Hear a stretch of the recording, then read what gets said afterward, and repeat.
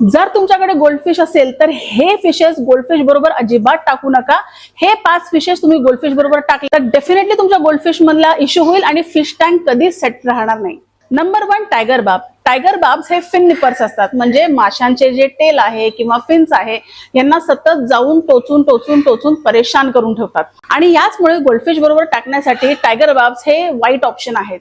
Number 2 silver dollar. आता तुम्ही म्हणाल की ताई आमच्या अक्वेरियम मध्ये तर किती वर्षांपासून गोल्डफिश आणि डॉलर एकत्र आहेत. तुम्ही लकी आहात.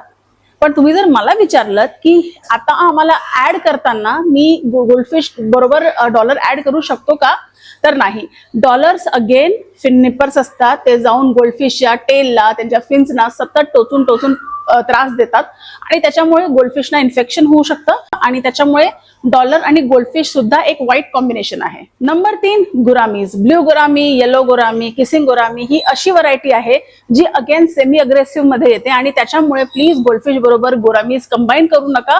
हा प्रॉब्लेम तुम्हाला आज जरी नसेल तरी भविष्यात डेफिनेटली तुमच्या फिश टँक मध्ये हा इश्यू येईल जर तुम्ही गुरामी आणि गोल्डफिशला कंबाईन केलं. नंबर 4 कोयकार. तुमच्यापैकी बऱ्याच जणांना हे लक्षात आलं असेल की तुमच्या फिश टँक मध्ये असलेले गोल्डफिश आणि त्याच्याबरोबर तुम्ही टाकलेले कोई काप्स थोड्या दिवसांनी जेव्हा तुम्ही बघता तर गोल्डफिशचे डोळे नाहीसे होतात. तर कोई काप्स हे गोल्डफिशचे डोळे फोडू शकतात, त्यांना अफेक्ट करू शकतात. त्याच्यामुळे गोल्डफिश आणि कोई कार्प हे सुद्धा एक चांगलं ऑप्शन नाहीये. आणि आजचं आपलं शेवटचं ऑप्शन ऐकून तर तुम्ही चकित होणार.